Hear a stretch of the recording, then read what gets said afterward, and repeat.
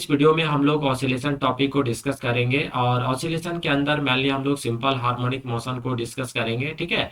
पर simple harmonic motion से पहले हम लोग कुछ मोशन के टाइप्स को भी डिस्कस करेंगे ताकि सिंपल हार्मोनिक मोशन को पढ़ने में थोड़ा हेल्प हो जाए, ठीक है। तो चलिए स्टार्ट करते हैं आज के सेशन को। तो इस सेशन को स्टार्ट करने से पहले हम लोग बच्चों थोड़ा सा मोशन के टाइप्स के बारे में जानेंगे। तो देखिए, मोशन के बारे में ऑलरेडी आपने क्लास 11th में भी पढ़ा हुआ है, क्लास 9th में भी पढ़ा हुआ है ना। मोशन इन 1D में भी आपने मोशन के बहुत सारे टाइप्स के बारे में पढ़ा है। लेकिन आपने वहां पे देखा होगा बच्चों की मोशन के कुछ ऐसे टाइप्स होते हैं जो रिपीटेड होते हैं और कुछ जो है नॉन रिपीटेड होते हैं, है ना। जैसे अगर हम लोग रेक्टिलिनियर मोशन, ट्रांसलेटरी मोशन की बात करें तो ये सब रिपीटेड नहीं है। लेकिन अगर हम लोग वही ऑसिलेटरी मोशन की बात करें, पीरियोडिक मोशन की बात करें, है ना, तो ये जो सारे मोशंस होते हैं ये सारे के सारे कैसे मोशन होते हैं, तो रिपीटेड मोशन होते हैं, है ना। जैसे एग्जांपल के तौर पे अगर हम लोग बच्चों बात करें तो ये हमारा क्या हो गया, सन हो गया। और सन के चारों तरफ जो है जितने भी हमारे प्लेनेट्स है वो अलग अलग ऑर्बिट में क्या करते हैं, रिवॉल्व करते हैं, ठीक है। तो यहाँ पे हम लोग मान ले रहे हैं कि हमारा जो अर्थ है वो अर्थ भी एक प्लेनेट है और अर्थ भी सन के चारों तरफ क्या करता है, अपने ऑर्बिट पे घूमता है ना। तो ये हमारा क्या हो गया, अर्थ हो गया। अब जरा देखिए बच्चों, अर्थ जो है वो इस पॉइंट से चलना स्टार्ट किया और एक राउंड कंप्लीट करने के बाद वापस जो इसी पॉइंट पे पहुंचता है, यानी 365 डेज के बाद जिस पॉइंट से चला था उसी पॉइंट पे क्या होता है, वो वापस आ जाता है। फिर अगले 365 डेज में क्या होता है, नेक्स्ट अगला साइकिल कंप्लीट करता है। तो यहाँ पे अगर हम लोग मोशन की बात करें तो यहाँ पे मोशन कैसा है, रिपीटेड मोशन है। क्योंकि हर 365 डेज के बाद वो अपने आप को क्या करता है, रिपीट करता है ना। वैसे ही अगर आपने अपने घरों में क्लॉक को देखा होगा तो यहाँ पे क्या होता है, ये 12, ये आपका 6, ये 3 आपका क्या हो गया 9। तो जो आपका मिनट का हैंड हो या फिर सेकंड का या आवर का, है ना, वो 12 से चलना स्टार्ट किया लेटर सपोज, और वापस कहाँ पे पहुंच गया, 12 पे। तो ये एक साइकिल कंप्लीट कर लिया। अब फिर वापस वहीं से चलना स्टार्ट करता है, फिर 12 पे पहुंचता है। यानी इसका भी हैंड्स ऑफ क्लॉक का जो मोशन होता है वो भी आपका कैसा है, रिपीटेड मोशन है ना। एक पर्टिकुलर टाइम इंटरवल के बाद वो अपने आप को क्या कर रहा है बच्चों, रिपीट कर रहा है, ठीक है। इसी तरह से आपने एक कॉमन एग्जांपल देखा होगा पेंडुलम का। तो लेटर सपोज ये रिजिड सरफेस है और यहाँ से हम लोग क्या किए, बॉब को यहाँ पे लटका दिए। तो ये जो पोजीशन होता है इसको हम लोग क्या बोलते हैं, मीन पोजीशन बोलते हैं, है ना। या फिर इसी को हम लोग इक्विलिब्रियम पोजीशन भी बोलते हैं। अब हम लोग क्या देखते हैं कि ये जो बॉब है वो क्या होता है, लेफ्ट की तरफ मैक्सिमम डिस्प्लेसमेंट तक जाता है। उसके बाद फिर ये वापस क्या होता है, मेन पोजीशन पे आ जाता है। फिर राइट साइड में ये मैक्सिमम डिस्प्लेसमेंट तक जाता है, फिर वापस क्या होता है, मेन पोजीशन पे आ जाता है। तो ये मेन पोजीशन से चला था, लेफ्ट साइड में मैक्सिमम तक जाता है, फिर वापस, फिर राइट साइड में मैक्सिमम, फिर वापस, है ना। तो यहाँ पे अगर हम लोग देखें तो बच्चों ये जो बॉब है वो अपने मोशन को क्या कर रहा है, एक रेगुलर इंटरवल ऑफ टाइम के बाद रिपीट कर रहा है ना। तो ऐसे मोशंस को हम लोग क्या बोलते हैं, रिपीटेड वाला मोशन। ये सारे के सारे कैसे मोशन है, रिपीटेड मोशन है। वैसे ही अगर हम लोग अर्थ की बात करें तो लेट ये हमारा क्या हो गया, अर्थ हो गया। और ये अर्थ का क्या है बच्चों, एक्सिस है। तो ये अपने एक्सिस के अबाउट, है ना, ये अर्थ का क्या हो गया, एक्सिस हो गया। तो हमारा जो अर्थ है वो अर्थ जो है अपने एक्सिस के अबाउट भी क्या करता है, रोटेट करता है। और हम सभी को मालूम है कि एक रोटेशन कंप्लीट करने में वो कितना टाइम लेता है, तो 24 आवर्स, यानी 24 घंटे में वो एक चक्कर जो है वो पूरा कर लेता है। तो हर एक 24 घंटे के बाद क्या करेगा, एक चक्कर पूरा करेगा, फिर अगले 24 घंटे में एक चक्कर पूरा करेगा।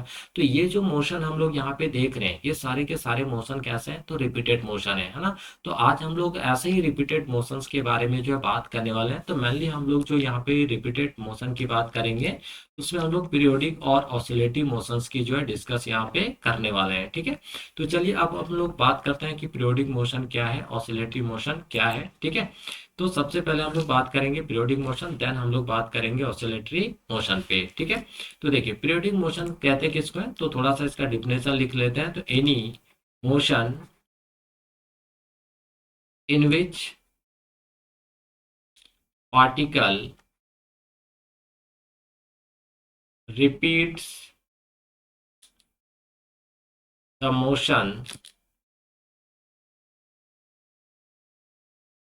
In regular interval of time, ठीक है। यानी कोई भी मोशन जिसमें पार्टिकल जो है एक रेगुलर इंटरवल ऑफ टाइम के बाद अपने मोशन को क्या करता है बच्चों, रिपीट करता है, तो उसको हम लोग क्या बोलते हैं, पीरियोडिक मोशन बोलते हैं। ठीक है, जैसे अगर हम लोग एग्जांपल की बात करें तो motion of planets around around the sun, है ना। तो सन के चारों तरफ जितने भी प्लेनेट रिवॉल्व कर रहे हैं, मोशन कर रहे हैं, उन सब का जो मोशन है वो क्या है, एक रेगुलर इंटरवल ऑफ टाइम के बाद वो अपने आप को रिपीट करते हैं। उसी तरह से हम लोग दूसरा एग्जांपल यहाँ पे क्या ले सकते हैं, hands of clock. Hands of clock, जो हमारा घड़ी होता है उसका जो हैंड होता है ना, चाहे वो सेकंड का हो या मिनट का हो, वो भी एक रेगुलर इंटरवल ऑफ टाइम के बाद क्या होता है बच्चों, रिपीट करता है अपने मोशन को। तो पीरियोडिक मोशन वो ऐसा मोशन जिसमें पार्टिकल जो है अपने मोशन को एक रेगुलर इंटरवल ऑफ टाइम के बाद रिपीट करे, है ना।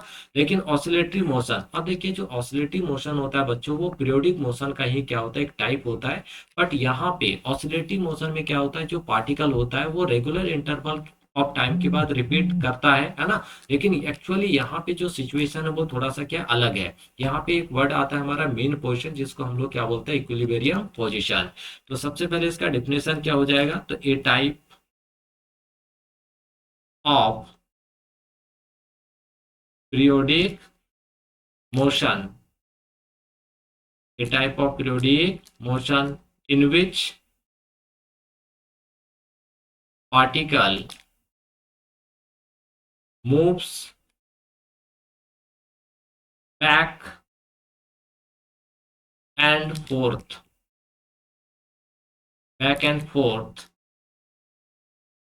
about a fixed mean position। ठीक है, मेन पोजीशन। जैसे बच्चों आप लोगों ने सिंपल पेंडुलम को देखा होगा, है ना। तो ये हमारा क्या है, let us suppose simple pendulum है, ये हमारा बॉब हो गया। तो ये क्या होता है, ये जो पोजीशन है इसको हम लोग बोलते हैं मेन पोजीशन। ठीक है, या फिर इसी को हम लोग बोलते हैं इक्विलिब्रियम पोजीशन। तो देखिए यहाँ से ये क्या हुआ, लेफ्ट की तरफ गया मैक्सिमम डिस्प्लेसमेंट तक, फिर ये क्या होता है, वापस आता है ना। फिर ये राइट की तरफ क्या होता है, मैक्सिमम डिस्प्लेसमेंट तक जा रहा है, फिर ये क्या हो रहा है, वापस अपने मेन पोजीशन तक आ रहा है। इसको हम लोग बच्चों बोलते हैं टू एंड फ्रो मोशन, है ना, टू एंड फ्रो मोशन। या फिर इसी को बोला जाता है बैक एंड फोर्थ मोशन, है ना। तो यहाँ पे क्या देख रहे हैं कि एक मेन पोजीशन है, उस मेन पोजीशन के आगे पीछे जो है वो पार्टिकल जो है अपना क्या करता है, ऑसिलेट करता रहता है। लेकिन यहाँ पे पीरियोडिक मोशन में क्या है, ज्यादातर आपको सर्कुलर मोशन का केस जो है यहाँ पे देखने को मिलेगा, है ना। लेकिन ऑसिलेटरी मोशन में क्या होता है, जो पार्टिकल होता है एक मेन पोजीशन होता है जिसको हम लोग इक्विलिब्रियम पोजीशन बोलते हैं। तो उसी के अबाउट क्या करेगा, एक बार लेफ्ट की तरफ जाएगा मैक्सिमम डिस्प्लेसमेंट तक, फिर वापस कहाँ पे आएगा, मेन पोजीशन पे। तो राइट की तरफ जो है मैक्सिमम पोजीशन तक डिस्प्लेसमेंट तक जाएगा, फिर वापस क्या होगा, अपने मेन पोजीशन तक आएगा। तो ऐसे मोशन को हम लोग क्या बोलते हैं, ऑसिलेटरी ऑसिलेटरी मोशन, है ना। अब देखिए इसी को जो है हम लोग वाइब्रेटरी ऑसिलेटरी मोशन जो है बच्चों, इसी को हम लोग वाइब्रेटरी मोशन भी बोलते हैं, वाइब्रेटरी मोशन, है ना। अब देखिए यहाँ पे तो फिर ऑसिलेटरी मोशन और वाइब्रेटरी मोशन में डिफरेंस क्या है। तो वाइब्रेटरी मोशन जो होता है ना बच्चों, इसका जो फ्रीक्वेंसी होता है वो बहुत हाई होता है, मतलब यहाँ पे जो टाइमिंग होता है ना बहुत फास्ट होता है। जैसे आपने ट्यूनिंग फॉर्क देखा होगा, अगर आप हिट करेंगे तो देखिएगा उसका जो वाइब्रेशन होता है, टू एंड फ्रो मोशन होता है, वो बहुत फास्ट होता है ना।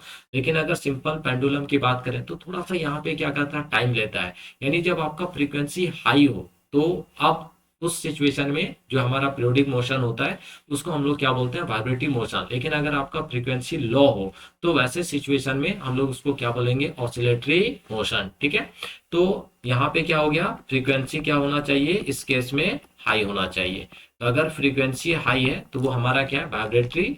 बट अगर बच्चों हमारा फ्रीक्वेंसी क्या है, लो है ना, तो वैसे सिचुएशन में हम उसको क्या बोलेंगे, ऑसिलेटरी मोशन बोलेंगे। तो हम लोग मेनली यहाँ पे जो ऑसिलेटरी मोशन पे बात करने वाले हैं, यहाँ पे बहुत हाई फ्रीक्वेंसी की बात हम लोग नहीं कर रहे हैं। जैसे सिंपल पेंडुलम हो गया, स्प्रिंग मास सिस्टम हो गया, इन सारी चीजों पे हम लोग मेनली यहाँ पे जो डिस्कस करेंगे। ठीक है, तो इसका जो सबसे बढ़िया एग्जाम्पल है वो अभी हम लोगों ने देख लिया, सिंपल पेंडुलम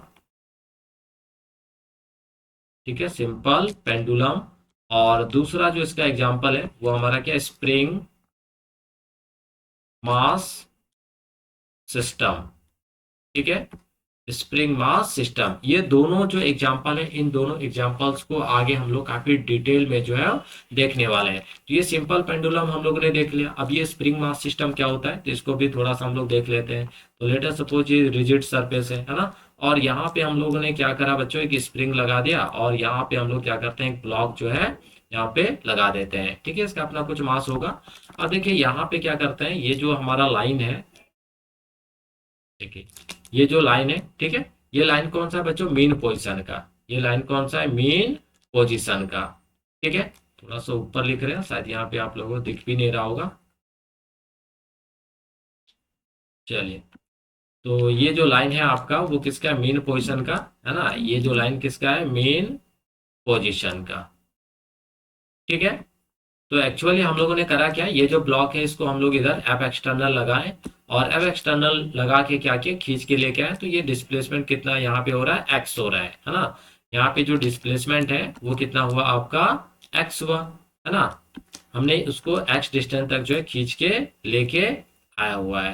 ठीक है, ये डिस्प्लेसमेंट। अब इसको जब हम यहाँ पे छोड़ेंगे, है ना, तो क्या होगा, ये वापस जाएगा, कहाँ तक जाएगा, तो इधर आपका जाएगा, है ना। तो ये पॉजिटिव वाला हो गया, ये नेगेटिव हो गया, ये आपका मीन पोजीशन हो गया, जिसको हम लोग क्या बोलते हैं, x equal to zero. X equal to zero से कहाँ तक जा रहा है, ये यहाँ तक जा रहा है, और फिर वापस ये क्या करेगा, रिटर्न करेगा, फिर मीन पोजीशन पे, और राइट साइड में फिर ये यहाँ तक जाएगा, फिर वापस क्या होगा, आएगा।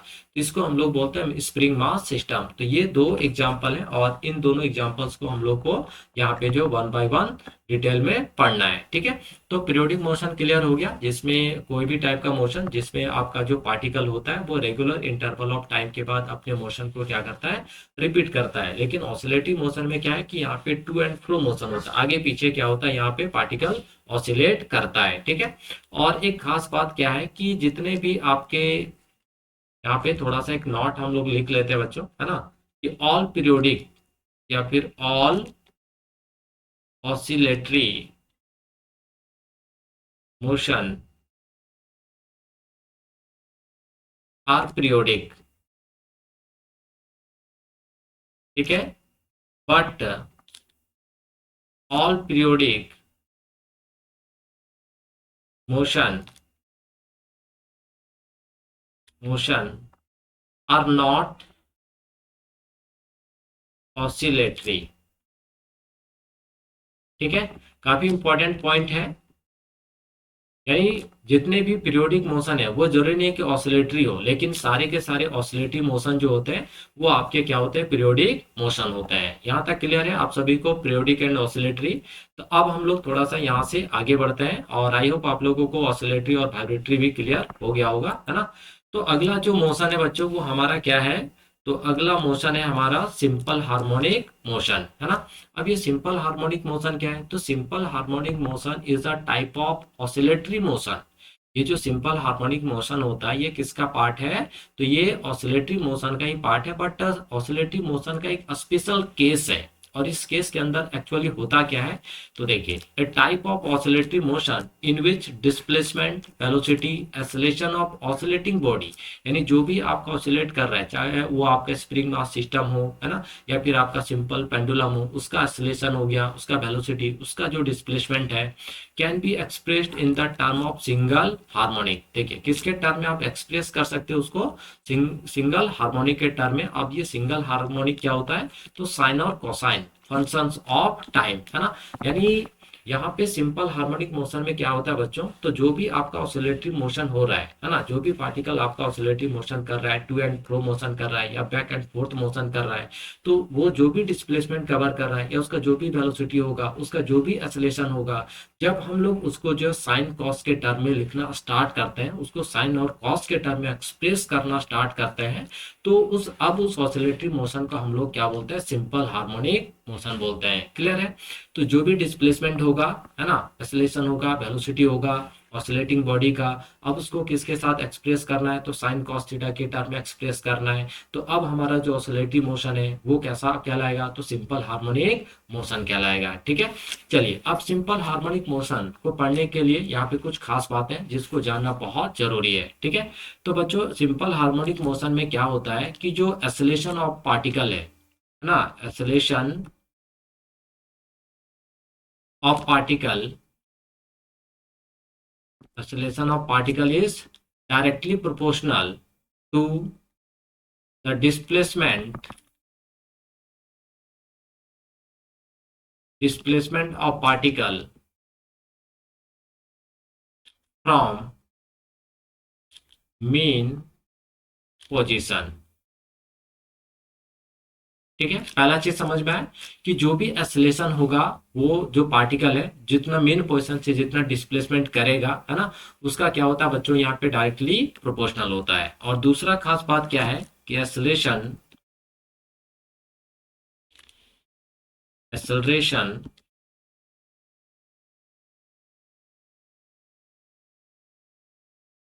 Acceleration of particle is always directed opposite to displacement,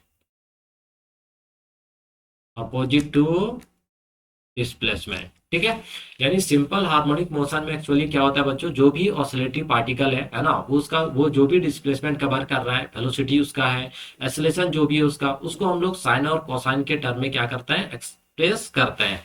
लेकिन मोस्ट इंपॉर्टेंट ये दो लाइन है, acceleration of particle is directly proportional to the displacement of particle from mean position, और acceleration of particle is always, है ना, always directed opposite to displacement. चलिए ये दो पॉइंट को यहाँ पे थोड़ा सा हम लोग क्या करते हैं, समझते हैं। तो देखिए हम लोग यहाँ पे क्या करते हैं बच्चों, एक स्प्रिंग मास सिस्टम को ले लेते हैं। तो ये हमारा क्या हो गया, स्प्रिंग मास सिस्टम। और इसमें हम लोग करते हैं क्या है, तो एक स्प्रिंग लेते हैं और उस स्प्रिंग के साथ क्या करते हैं, एक ब्लॉक को हम लोग यहाँ पे अटैच कर दे रहे हैं। ठीक है, और ये जो पोजिशन है, ये जो लाइन है, ये किसको रिप्रेजेंट कर रहा है, तो मीन पोजीशन को, जिसको हम लोग इक्विलिब्रियम पोजीशन भी बोलते हैं, है ना। अब हम एक्चुअली हमने इसमें क्या करा बच्चों, यहाँ पे एफ एक्सटर्नल लगाया, और एफ एक्सटर्नल लगा के इसको हम लोग क्या किए, एक्स इक्वल टू 0 से डिस्प्लेस करा के यहाँ तक लेके आए। मान ले रहे हैं एक्स इक्वल टू ये हमारा क्या है, एक्स है ना। ठीक है, तो 0 से ये कहाँ तक मूव कर डिस्प्लेस किया, एक्स तक। तो जब ये यहाँ से यहाँ तक पहुंचा तो हम सभी को मालूम है कि ये जो हमारा स्प्रिंग है, हाँ, इस स्प्रिंग में क्या होता है, ऑटोमेटिकली एक रियोस्टरिंग फोर्स प्रोड्यूस होता है। वो जो रियोस्टरिंग फोर्स है वो इस ब्लॉक को अपने मीन पोजीशन तक ले जाने की कोशिश करता है। तो जैसे जैसे हम इसको खींचते चले जाएंगे, ये जो स्प्रिंग है, इस स्प्रिंग के अंदर क्या हो रहा है, रियोस्टरिंग फोर्स जो हमारा प्रोड्यूस हो रहा है ना। और वो जो रियोस्टरिंग फोर्स है बच्चों, उसको हम लोग किससे डिनोट करते हैं, एफ आर से। एफ आर यहाँ पे क्या है, तो रीस्टोरिंग फोर्स, है ना। ये रीस्टोरिंग फोर्स एक्चुअली कब लगेगा, जब हम उसके पोजीशन को क्या करें, चेंज कर रहे हैं। तो ये जो ब्लॉक है इसका पोजीशन कहाँ पे था, मेन पोजीशन पे। अब इसको खींच के यहाँ से यहाँ तक लेके आए तो इस स्प्रिंग में क्या होता है, एक फोर्स बनता है, प्रोड्यूस होता है, जिसको हम लोग रीस्टोरिंग फोर्स बोलते हैं। और वो जो रीस्टोरिंग फोर्स है वो वापस उसको जो उसके मेन पोजीशन तक ले जाने की कोशिश करता है। ठीक है, तो यहाँ पे अगर हम लोग देखें तो ये रीस्टोरिंग फोर्स को वापस लेके गया, है ना। तो जैसे हम एक्सटर्नल फोर्स को छोड़ेंगे क्या होगा बच्चों, ये जो ब्लॉक है आपका, जिसको हम लोग यहाँ से यहाँ तक खींच के लाए थे, जैसे ही छोड़े ये ब्लॉक क्या होगा, वापस यहाँ पे बीन पोजीशन पे आएगा, है ना। उसके बाद फिर ये यहाँ से क्या होगा, आगे की तरफ बढ़ेगा, यानी यहाँ पे ये पोजीशन है। तो मैक्सिमम ये यहाँ तक गया, इधर पॉजिटिव एक्स एक्सिस में, और ये इधर हमारा क्या है, ये प्लस वाला साइन है, और इधर हमारा क्या है, नेगेटिव वाला। तो मेन पोजीशन से फिर यहाँ तक जाएगा, फिर ये क्या होगा, यहाँ पे वापस आएगा। तो देखिए जैसे ही हम यहाँ पे इसको आगे की तरफ, यानी डिस्प्लेसमेंट हमारा किधर हो रहा है, आगे की तरफ, लेकिन इसमें फोर्स प्रोड्यूस किधर हो रहा है, पीछे की तरफ, यानी फोर्स इधर आ रहा है। इसका मतलब है कि एक्सेलरेशन भी इधर ही आ रहा होगा, है ना। जिस डायरेक्शन में हमारा फोर्स होता है उसी डायरेक्शन में क्या होता है, एक्सेलरेशन होता है। तो यहाँ पे हमें क्या सीखने को मिला कि यहाँ पे जो आपका फोर्स है ना, वो डायरेक्टली प्रोपोर्शनल है किसका, डिस्प्लेसमेंट का। लेकिन डायरेक्शन कैसा है बच्चों, अपोजिट है। ये पहला चीज यहाँ पे देखने को मिला। अच्छा, अगर फोर डिस्प्लेसमेंट के डायरेक्टली प्रोपोर्शनल है, तो हमारा जो एक्सेलरेशन होगा वो भी क्या होगा बच्चों, फोर्स का क्या होगा, डायरेक्टली प्रोपोर्शनल होगा, लेकिन डायरेक्शन कैसा होगा, अपोजिट होगा। ठीक है, क्या यहाँ तक सभी को क्लियर हो गया? तो वही चीज यहाँ पे कहा जा रहा है कि acceleration of particle is directly proportional to displacement of particle from mean position. और दूसरा क्या बोला गया कि displacement of acceleration of particle is always directed opposite to displacement, है ना, यानी डिस्प्लेसमेंट और जो आपका एक्सेलरेशन है दोनों एक दूसरे के क्या होगा, अपोजिट होगा। यानी अगर आप इस डायरेक्शन में डिस्प्लेसमेंट देंगे तो एक्सेलरेशन इस डायरेक्शन में भागेगा, अगर आप इस डायरेक्शन में डिस्प्लेसमेंट देंगे तो एक्सेलरेशन इस डायरेक्शन में जो है भागेगा, एक दूसरे के क्या होगा, अपोजिट होगा। तो शायद ये दो चीजें क्लियर हो गया है ना, कि फोर्स और डिस्प्लेसमेंट दोनों एक दूसरे के डायरेक्टली होते हैं बट अपोजिट होते हैं। उसी तरह से एक्सेलरेशन और जो डिस्प्लेसमेंट है ये दोनों भी क्या होंगे, डायरेक्टली होंगे लेकिन एक दूसरे के अपोजिट होंगे। ठीक है, तो देखिए यहाँ पे ये जो सिचुएशन है, अगर इस सिचुएशन को हम लोग ग्राफ के फॉर्म में रिप्रेजेंट करना स्टार्ट करें, है ना, तो क्या देखने को मिलेगा, तो देखिए ये जो आप यहाँ पे स्प्रिंग मास सिस्टम देख रहे हैं इसी को हम लोग ग्राफ में शो करते हैं। ठीक है, तो ये हमारा क्या हो गया, ग्राफ हो गया, है ना। तो यहाँ पे जरा देखिए, ये हमारा जो लाइन है ना, ये लाइन किसको शो कर रहा है, मीन पोजीशन को। ये किसको शो कर रहा है, मीन पोजीशन को। ठीक है, और इधर किसको शो करेगा, एक्स डिस्प्लेसमेंट को, है ना। तो जब हम लोग इस ग्राफ स्प्रिंग मास सिस्टम को देखते हैं बच्चों, तो क्या हो रहा है, ये यहाँ से मीन पोजीशन से चलना स्टार्ट किया और मीन पोजीशन से कहाँ तक चला गया, एक्स तक, यानी मैक्सिमम डिस्प्लेसमेंट तक गया। फिर ये क्या होता है, वापस कहाँ पे आता है, मीन पोजीशन पे आता है, फिर मीन पोजीशन से अपोजिट साइड जो है नेगेटिव साइड में मैक्सिमम तक जाता है, फिर ये क्या होता है, वापस आता है। तो अगर हम लोग इसको ग्राफ के फॉर्म में दिखाएं बच्चों, तो इसका जो ग्राफ है वो कुछ हमको ऐसा जो है वो देखने को मिलेगा। समझ में आ रहा है? ये जो हम हमें ग्राफ मिल रहा है, देखिए सबसे पहले मेन पोजीशन पे था, यानी x इक्वल टू यहाँ पे 0 है। अब ये क्या हुआ, यहाँ से मैक्सिमम तक गया, तो ये मैक्सिमम तक पहुंचा। फिर देखिए यहाँ से धीरे धीरे धीरे फिर वापस मेन पोजीशन पे आ गया, 0 पे। फिर यहाँ से जैसे यहाँ पे अलग कलर से दिखा दे रहे हैं, है ना, ये मैक्सिमम तक पहुंचा। फिर देखिए यहाँ से वापस जब जाना स्टार्ट हुआ तो फिर ये यहाँ पे पहुंच गया, है ना। तो एक्चुअली यहाँ पे ये जो पॉइंट होता है, ये पॉइंट इसको हम लोग बोलते हैं एक्सट्रीम एक्सट्रीम पोजीशन। ठीक है, और ये यहाँ तक पहुंच रहा है मैक्सिमम, तो ये भी पॉइंट जो होगा वो हमारा क्या होगा, एक्सट्रीम पोजीशन होगा। ठीक, ताकि आपको समझने में क्लियरिटी यहाँ पे मिल जाए। तो देखिए यहाँ पे 0 से चला कहाँ तक, एक्सट्रीम पोजीशन तक, यानी मैक्सिमम, तो 0 से यहाँ पे पहुंच गया। अब फिर देखिए एक्सट्रीम पोजीशन से कहाँ जा रहा है, फिर मीन पोजीशन में, तो देखिए फिर ये एक्सट्रीम पोजीशन से कहाँ पे पहुंच गया, मीन पोजीशन पे। अब अपोजिट साइड फिर मीन पोजीशन से कहाँ जाएगा, एक्सट्रीम तक, तो फिर अपोजिट साइड मीन से कहाँ पे चला गया, एक्सट्रीम तक। फिर ये वापस एक्सट्रीम से कहाँ पे आएगा, मीन पे, तो फिर देखिए वापस एक्सट्रीम से कहाँ पे आ गया, मीन पोजीशन पे। ठीक है, तो इस तरह से हम लोग यहाँ पे जो स्प्रिंग मास सिस्टम का जो फेनोमेना है उसको हम लोग ग्राफ के फॉर्म में जब हम लोग देख रहे हैं, तो हमारा ग्राफ जो है कुछ इस तरीके से क्या हो रहा है, मिल रहा है ना। अब जरा देखिए ये जो पॉइंट है ना, इसको अगर हम लोग देखें तो ये हमारा किसको रिप्रेजेंट कर रहा है बच्चों, π/2 को। ये हमारा क्या है, पाई है ना। ये हमारा क्या है, 3π/2 है, और ये क्या है, 2π है ना। तो इस ग्राफ को जब हम लोग देखते हैं तो क्या देख रहे हैं कि जब 90 डिग्री पे हमारा जो ग्राफ होता है तो 90 डिग्री में इसका वैल्यू क्या है, मैक्सिमम है ना। तो अब इसी चीज को अगर हम लोग साइन और कोसाइन के साथ रिलेट करें तो हमें मैक्सिमम वैल्यू कब मिलता है, जब 90 डिग्री, देखिए यहाँ 90 डिग्री पे वैल्यू मैक्सिमम है, तो कौन से ट्रिगोनोमेट्रिक रेशियो हमारा साइन या कोसाइन में कौन सा ट्रिगोनोमेट्रिक रेशियो है जब हमें 90 डिग्री पे क्या होता है, मैक्सिमम वैल्यू देखने को मिलता है, तो वो हमारा क्या, साइन थीटा, है ना। साइन 90 पे हमारा साइन का वैल्यू क्या होता है, मैक्सिमम होता है, 1 होता है। फिर देखिए यहाँ पे आपका यहाँ पे 0 पे आ गया, यानी 180 पे क्या हो गया, वैल्यू 0 हो गया। तो अगर आप इस ग्राफ को देखोगे बच्चों, तो ये ग्राफ जो है वो किससे रिलेटेड है, तो साइन से, है ना, यानी साइन फंक्शन ऑफ टाइम है। यहाँ पे जो डिस्प्लेसमेंट देख रहे हैं उस डिस्प्लेसमेंट का डायरेक्ट रिलेशन किससे है, तो साइन है, यानी displacement is function sine function of time, है ना। ठीक है, तो इसी चीज को अगर हम लोग यहाँ पे आगे देखें तो देखिए अब हम लोग क्या देख रहे हैं कि जो हमारा डिस्प्लेसमेंट है उसका रिलेशन किसके साथ आ रहा है बच्चों, साइन के साथ, है ना। किसके साथ आ रहा है, साइन के साथ। लेकिन जरा आप इस ग्राफ को यहाँ पे थोड़ा सा और क्लियरिटी अगर इसमें हम लोग ले तो ज्यादा चीजें और जो है क्लियर होगा।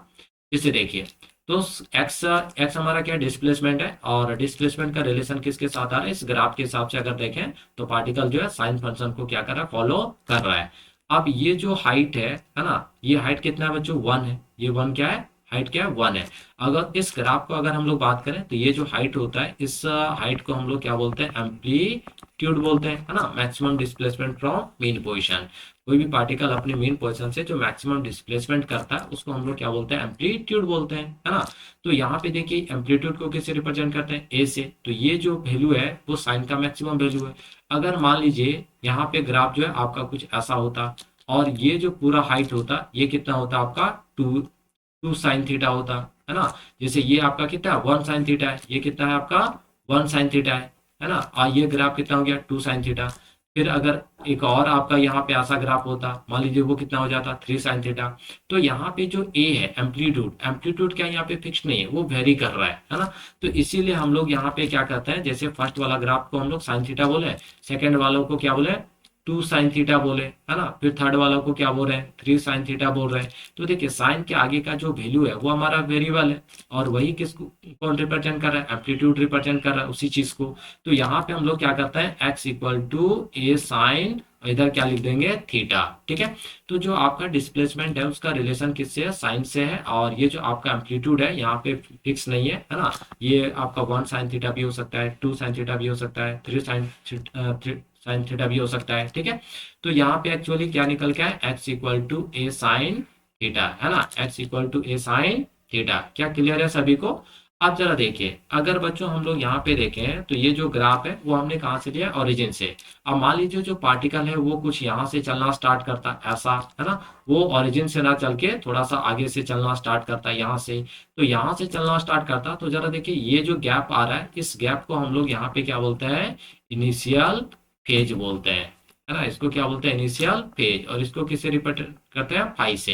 यानी फाई एक्चुअली क्या होता है, तो फाई जो होता है जब at t equal to zero, है ना, जब टाइम जीरो हो उस समय वो पार्टिकल जहां से चलना स्टार्ट करता है उसी को हम लोग क्या बोलते हैं, इनिशियल फेज बोलते हैं। तो अगर आप इस इक्वेशन को अगर हम लोग लिखें तो प्रॉपर तरीके से जब हम लोग लिखते हैं बच्चों, तो इसको क्या लिखते हैं, साइन थीटा प्लस क्या हो जाएगा यहाँ पे फाइव हो जाएगा। ये जो पूरा एंगल होगा x equal to A sine theta plus five, ठीक है। अब देखिए यहाँ पे आप सभी को मालूम है कि जो हमारा एंगल होता है ना, यानी जो थीटा होता है वो थीटा का वैल्यू कितना होता है, थीटा का वैल्यू हमारा कितना होता है। तो थीटा का वैल्यू जो है बच्चों वो क्या हो जाता है, ओमेगा टी, है ना। थीटा का वैल्यू कितना होता है, ओमेगा टी होता है। क्लियर है, समझ में आ रहा है।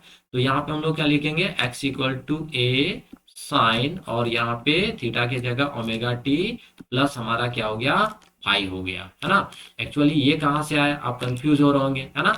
तो ये ओमेगा, ओमेगा क्या है, एंगुलर वेलोसिटी। और एंगुलर वेलोसिटी किसके बराबर होता है, एंगुलर डिस्प्लेसमेंट अपॉन टाइम के बराबर। आपने सेंटर ऑफ मास वाले टॉपिक में पढ़ा होगा, omega equal to theta upon t. तो वहां से हमने क्या करा, थीटा का वैल्यू और थीटा को यहाँ पे पुट कर दिए।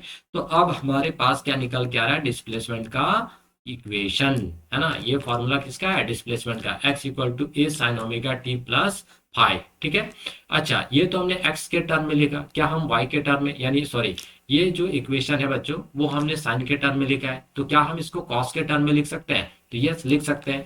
लेकिन जब कॉस के टर्म में लिखेंगे तो देखिए आपका ग्राफ कैसा होगा, तो ग्राफ आपका कुछ इस तरीके का होगा। यानी पार्टिकल जो है वो यहाँ से चलना स्टार्ट किया, देखिए, है ना, ग्राफ कुछ इस तरीके का है, ठीक है। समझ में आ रहा है चीजें, ये आपका सिचुएशन है। तो जब इस टाइम पे देखें तो ये हमारा ओरिजिन हो गया। अब देखिए जब थीटा इक्वल टू जीरो उस समय ये वैल्यू क्या मैक्सिमम है, तो वो कौन सा हमारा ट्रिग्नोमेट्रिक रेशियो होता है, cos theta, cos cos 0 degree equal to 1 होता है ना। और फिर आपका जो 90 वाला पार्ट होता है वहां पे वो क्या होता है, 0 होता है। तो आप इसी चीज को जब आपका वेव का फॉर्म ऐसा हो, है ना, ग्राफ आपका ऐसा बने, तो ये हमारा किसका है, कॉस के टर्म में। और जब ग्राफ आपका ओरिजिन से स्टार्ट हो रहा तो अब वो किसके टर्म में होगा, साइन के टर्म में। तो इसी चीज को आप देख सकते हैं, x equal to a cos, और यहाँ पे क्या हो जाएगा, ओमेगा टी प्लस पाई हो जाएगा, ठीक है। तो ये हमारा क्या हो गया, कॉस के टर्म में, और ये हमारा क्या हो गया, साइन के टर्म में। तो कॉस के टर्म में कुछ ऐसा ग्राफ होगा और साइन के टर्म में आपका कुछ ऐसा ग्राफ होगा, है ना। तो यहाँ पे जो पार्टिकल है जो टू एंड फ्रो मोशन कर रहा है उस पार्टिकल ने कितना डिस्प्लेसमेंट कवर किया है, वो डिस्प्लेसमेंट का यहाँ पे क्या आ गया, आपका इक्वेशन आ गया। तो इसको हम लोग बोलते हैं displacement, displacement in SHM। SHM मतलब सिंपल हार्मोनिक मोशन। तो सिंपल हार्मोनिक मोशन में जो आपका ऑसिलेटर है, जो पार्टिकल है जो ऑसिलेट कर रहा है, वो कितना डिस्प्लेसमेंट कवर कर रहा है, उसका इक्वेशन हमारा आया x equal to A sine omega t plus five. ठीक है। अब बच्चों अगर यहाँ पे हम लोग थोड़ा सा देखें इस इक्वेशन को, है ना, ये हमारा क्या x equal to A sine omega t plus five, है ना। तो ये जो टर्म है यहाँ पूरा ब्रैकेट में, है ना, ब्रैकेट के अंदर जो भी टर्म चीजें दिख रहा है ओमेगा टी प्लस फाइव, इसको हम लोग क्या बोलते हैं, फेज बोलते हैं। क्या बोलते हैं, फेज, है ना। और ये फेज का मतलब क्या होता है, तो फेज जो है इंफॉर्मेशन प्रोवाइड करता है किसके बारे में, तो डिस्टेंस के बारे में, डिस्प्लेसमेंट के बारे में, है ना, और एक्सेलरेशन के बारे में एट दैट टाइम। अगर किसी पर्टिकुलर टाइम पे आपको ये चेक करना है कि डिस्प्लेसमेंट क्या क्या होगा, है ना, उस ऑसिलेटिंग बॉडी का एक्सेलरेशन क्या होगा, उसका वेलोसिटी क्या होगा, तो आप जो है फेज से जो है यहाँ पे कैलकुलेट कर सकते हैं। तो फेज जो है आपको एग्जैक्ट वैल्यू बताता है ना, यानी पार्टिकल का एग्जैक्ट डिस्प्लेसमेंट बताता है, उसका एग्जैक्ट वेलोसिटी बताता है कि जब पार्टिकल अगर एक्सट्रीम पोजीशन पे है तो उस समय उसका वेलोसिटी क्या है, अगर पार्टिकल मीन पोजीशन पे है तो उसका वेलोसिटी क्या है ना, अगर वो अपोजिट साइड एक्सट्रीम पोजीशन पे है तो उसका वेलोसिटी क्या है। तो ये नॉलेज हमें कौन देता है, एग्जैक्ट वेलोसिटी और एग्जैक्ट डिस्प्लेसमेंट का, तो वो हमें कौन देता है बच्चों, फेज देता है ना। और ब्रैकेट के अंदर जो भी चीजें हैं वो पूरा क्या कहलाता है, फेज कहलाता है। अब जरा देखिए यहाँ पे अगर फाई की बात करें, ये जो फाई है, इस फाई को ही हम लोग क्या बोलते हैं, इनिशियल फेज। इस फाई को हम लोग क्या बोलते हैं, इनिशियल फेज बोलते हैं, या फिर इसी का दूसरा क्या नाम क्या है, इपॉक। इपॉक, ठीक है। और इसी को हम लोग और नाम से बुलाते हैं फेज कांस्टेंट। इसको क्या बोलते हैं, फेज कांस्टेंट। ठीक है। यानी at t equal to zero, जब टाइम आपका जीरो है उस समय पार्टिकल जहां से चलना स्टार्ट किया है उसी को हम लोग बोलते हैं इनिशियल फेज, या फिर इपॉक, या एच है ये, ठीक है, इपॉक या फिर फेज कांस्टेंट। यहाँ पे हम लोग आपको जो है फेज डिफरेंस निकालना भी सिखाएंगे। ठीक है। तो ये आपका सिंपल हार्मोनिक मोशन का क्या आया, डिस्प्लेसमेंट का फॉर्मूला है। ठीक है। तो आई होप आप सबों को यहाँ तक जो है बच्चों क्लियर हो गया होगा। तो चलिए अब हम लोग थोड़ा फेज के बारे में जानते हैं कि कैसे फेज जो है हमें इंफॉर्मेशन प्रोवाइड करता है ना, एट एनी इंस्टेंट पे पार्टिकल का डिस्प्लेसमेंट क्या है, उसका वेलोसिटी क्या है, उसका डायरेक्शन क्या है, ये सारी चीजें हमें कहाँ से पता चलता है, फेज से। तो अब हम लोग थोड़ा सा फेज के बारे में जानते हैं, फिर हम लोग यहाँ पे जो ऑसिलेटिंग बॉडी है उसका वेलोसिटी निकालेंगे, है ना, उसका एक्सेलरेशन निकालेंगे, काइनेटिक एनर्जी, पोटेंशियल एनर्जी, ये सारे टर्म्स को हम लोग वन बाय वन डिस्कस करेंगे। तो सबसे पहले बात किस पे करेंगे, फेज पे। देखिए फेज, तो फेज क्या करेगा, प्रोवाइड इंफॉर्मेशन, है ना, about displacement velocity of a particle at that instant. किसी भी इंस्टेंट पे पार्टिकल का क्या डिस्प्लेसमेंट है, क्या वेलोसिटी का डायरेक्शन है ना, वो सारी चीजें हमें कौन प्रोवाइड करता है, फेज प्रोवाइड करता है। ठीक है बच्चों। तो तो अब हम लोग यहाँ पे डिस्प्लेसमेंट का फॉर्मूला हमारा क्या था, x equal to A sine omega t plus five. ठीक है। तो ये जो पूरा टर्म है बच्चों, इसको हम लोग क्या बोलते हैं, फेज बोलते हैं, और इसी के बारे में हम लोग पढ़ने वाले हैं। तो लेट हमने फेज को क्या मान लिया, डेल्टा, है ना, यानी डेल्टा इक्वल टू क्या हो गया बच्चों, ओमेगा टी प्लस ए। ठीक है, हाँ सॉरी, ए नहीं, फाइव। देखिए ओमेगा टी प्लस आई, ये मान लिया हम लोगों ने। ठीक है। अब हम लोग क्या करेंगे, वैल्यू पुट करेंगे, यानी अब हम लोग क्या करते हैं, ये जो पूरा डेल्टा है, इस डेल्टा का वैल्यू कितना मान लेते हैं, 90 मान लेते हैं। It mean delta equal to omega t plus five, ये जो पूरा वैल्यू है इसको हमने क्या मान लिया, पाई बाई टू, यानी 90 डिग्री। ठीक है। अगर जैसे ही हम 90 डिग्री मानते हैं बच्चों, तो अब अगर हम लोग यहाँ पे x निकालें तो x का वैल्यू क्या आ जाएगा, जरा देखिए, a साइन, अब ये पूरा वैल्यू क्या हो गया, 90 हो गया, है ना। तो साइन 90 कितना हो जाएगा, 1 हो जाएगा, यानी x इक्वल टू क्या हो गया, a आया। अच्छा, ये जो x का वैल्यू आया वो क्या है, पॉजिटिव की नेगेटिव, तो पॉजिटिव, यानी ये प्लस a आ गया, है ना। तो x हमारा क्या है, डिस्प्लेसमेंट है ना, x क्या है, डिस्प्लेसमेंट। और a हमारा क्या होता है बच्चों, एम्पलीट्यूड होता है ना। और एम्पलीट्यूड क्या होता है, maximum displacement from mean position, है ना, maximum displacement from main position. यानी ये जो यहाँ पे हम लोग देख रहे हैं कि जैसे हम लोग ने थीटा पुट करा तो हमारा डिस्प्लेसमेंट क्या आ गया, मैक्सिमम डिस्प्लेसमेंट शो कर रहा है। ठीक है। अच्छा, उस केस में अगर हम लोग वेलोसिटी की बात करें कि वेलोसिटी कितना होगा, तो ये जो एक्स है बच्चों, इसको हम लोग डिफ्रेंशिएट कर देंगे तो वेलोसिटी निकल जाएगा, यानी dx अपॉन डी टी, है ना। तो D x upon D T, तो क्या होगा जब डिफ्रेंशिएट करेंगे तो ये डिफ्रेंशिएट होने के बाद आएगा आपका A omega cos omega t plus phi, ठीक है। तो v इक्वल टू, अब जरा देखिए, ओमेगा टी प्लस फाई हमने कितना मान लिया है, तो ये पूरा टर्म हमने कितना माना हुआ, पाई बाय टू 90। तो कॉस 90 कितना हो जाता है बच्चों, कॉस 90 हमारा जीरो हो जाता है, यानी वेलोसिटी कितना हो गया, जीरो हो गया। वेलोसिटी कितना हो गया, जीरो, है ना। तो वेलोसिटी हमारा क्या हो गया, जीरो हो चुका है, कहाँ पे, तो मैक्सिमम पे। यानी इसी चीज को अगर हम लोग बच्चों ग्राफ में शो करें, जैसे ये हमारा पेंडुलम है, लेट अस सपोज ये हमारा क्या हो गया, पेंडुलम, सिंपल पेंडुलम। तो देखिए ये x इक्वल टू जीरो, जिसको हम लोग क्या बोलते हैं, मीन पोजीशन, ठीक है। या फिर आप सिंपल इस चीज को हम लोग दूसरे फॉर्म में इसको समझ लेते हैं, ज्यादा बेटर होगा। देखिए, तो ये हमारा एक ऑब्जेक्ट है और ये इसका क्या है बच्चों, मीन पोजीशन है, x equal to zero, mean position, ठीक है। आप जरा देखिए मीन पोजीशन, जब 90 डिग्री के बात हो रहा है, तो 90 डिग्री पे आपका जो पार्टिकल का डिस्प्लेसमेंट है वो क्या है, मैक्सिमम है। तो ये वाला लेट मान ले रहे हैं, ये हमारा क्या, एक्स इक्वल टू प्लस ए, और इधर जब आएगा तो ये हमारा क्या हो गया, एक्स इक्वल टू माइनस ए, है ना। तो जब देखिए 90 डिग्री हम लोग लेते हैं तो जो हमारा जो डिस्प्लेसमेंट वो कितना आ रहा है, प्लस ए आ रहा है ना। यानी जब पार्टिकल जब यहाँ पे होगा, पार्टिकल जब इस पॉइंट पे होगा बच्चों, एक्सट्रीम पोजीशन पे, इसको हम लोग क्या बोलते हैं, एक्सट्रीम पोजीशन, ठीक है, एक्सट्रीम पोजीशन। यानी इसको हम लोग शॉर्ट में लिख दे रहे हैं ई पी, एक्सट्रीम पोजीशन, ठीक है। तो एक्सट्रीम पोजीशन पे जब होता है तो उस समय क्या है उसका, तो उसका जो वेलोसिटी है बच्चों, है ना, वेलोसिटी वो कितना है, जीरो है। यानी यहाँ पे इसका जो वेलोसिटी है वो जीरो है ना। और जो उसका डिस्प्लेसमेंट है वो क्या है, मैक्सिमम है, x इक्वल टू प्लस ए है। लेकिन इस पॉइंट पे अगर हम ऑसिलेटिंग पार्टिकल का वेलोसिटी की बात करें तो वेलोसिटी कितना होगा हमारा, जीरो होगा, ठीक है। उसी तरह से हम लोग यहाँ पे ये तो एग्जैक्ट क्वेश्चन बता दिया, है ना। फेज ही तो हमको बताया है कि अच्छा जब पार्टिकल पॉजिटिव एक्सट्रीम पोजिशन पे होगा तो वहां पे उसका जो वेलोसिटी होगा वो आपका क्या होगा, जीरो होगा, ठीक। अब अगर काइनेटिक एनर्जी के बारे में जानना चाहें तो वो भी आप निकाल सकते हैं कि अच्छा एक्सट्रीम पॉजिटिव एक्सट्रीम पोजीशन पे अगर पार्टिकल का वेलोसिटी जीरो है, इसका मतलब वहां पे काइनेटिक एनर्जी भी क्या होगा, जीरो होगा, ठीक है। चलिए अब हम लोग थोड़ा सा और यहाँ से आगे बढ़ते हैं, और अब हम लोग क्या करते हैं, जो फेज है, फेज को हम लोग अब जीरो नहीं, सॉरी 90 नहीं, कुछ अलग एंगल पुट करके देखते हैं, ठीक है। तो अगले पार्ट में हम लोग देखते हैं x equal to A sine omega t plus five, ठीक। इस बार हमने क्या करा बच्चों, जो डेल्टा है यानी ओमेगा टी प्लस फाइव, इसको हमने कितना मान लिया, जीरो मान लिया, ठीक। अच्छा जब जीरो मान लेंगे तो x का वैल्यू कितना आएगा जरा देखिए, तो साइन जीरो जीरो, यानी x का वैल्यू कितना आ गया, जीरो आ गया।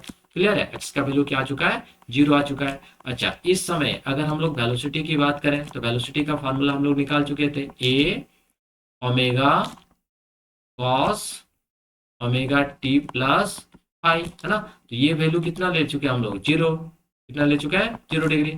तो अब यहाँ पे अगर भी की बात करें तो कितना आ जाएगा, ए ओमेगा आएगा कि नहीं, क्योंकि कॉस जीरो का वैल्यू कितना हो जाता है, वन हो जाता है। लेकिन ये जो भी आया आपका वो कैसा आया, पॉजिटिव आया। यानी वेलोसिटी क्या है बच्चों, यहाँ पे पॉजिटिव है, वेलोसिटी क्या है, पॉजिटिव है। कहाँ पे, तो देखिए कहाँ पे, ये हमारा बॉडी था, ये हमारा क्या था, बॉडी, और ये इसका एक्सट्रीम पोजिशन था, x equal to zero, sorry mean position. और ये इसका क्या था, मीन पोजिशन को हम लोग एमपी से लिख दे रहे हैं।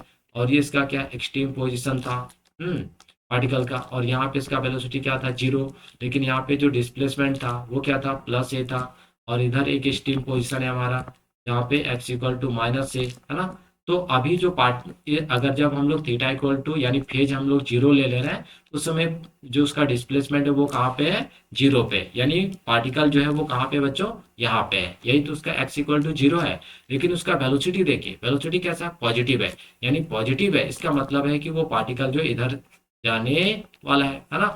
उसका भले वो मेन पोजिशन पे है ना, लेकिन पार्टिकल जाने वाला किधर है, तो पॉजिटिव स्टिंग पोजीशन की तरफ। क्लियर है, तो ये चीज हमें इंफॉर्मेशन कहाँ से मिल जा रहा है, पेज से। चलिए अब दूसरा हम लोग देखते हैं, x equal to A sine omega t plus I. तो हमने जीरो पुट करके देख लिया, 90 पुट करके देख लिया है, ठीक है। तो अब हम लोग यहाँ पे डेल्टा कितना मान लेते हैं, यानी ओमेगा टी प्लस फाई का जो वैल्यू है वो हम लोग मान ले रहे हैं पाई, यानी 180।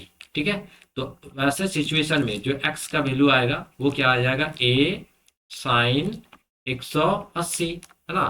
तो 180 में भी हमारा क्या होता है, तो 180 हमारा क्या है, जीरो। 100 साइन 180 जीरो, यानी अगेन हमारा जो एक्स है बच्चों वो हमको कितना मिल गया, जीरो मिल गया, है ना। कितना मिल गया, जीरो मिल गया। लेकिन अगर इसी टाइम पे इसी एंगल पे अगर वेलोसिटी देखें तो क्या हो जाएगा, A omega cos omega t plus five की जगह कितना पुट करेंगे, 180। और कॉस 180 का वैल्यू कितना हो जाता है, -1। यानी जो वेलोसिटी है वो कितना है, -a ओमेगा आया, है ना। तो वेलोसिटी हमारा क्या है, माइनस नेगेटिव है। यानी जो पार्टिकल है वो तो यहीं पे होगा, है ना, मिड पोजिशन पे होगा, लेकिन वो जा किधर रहा होगा, तो नेगेटिव एक्सट्रीम पोजिशन की तरफ। ये है आपका v equal to minus a omega, है ना, ए ओमेगा। और ये क्या था आपका v इक्वल टू प्लस ए ओमेगा।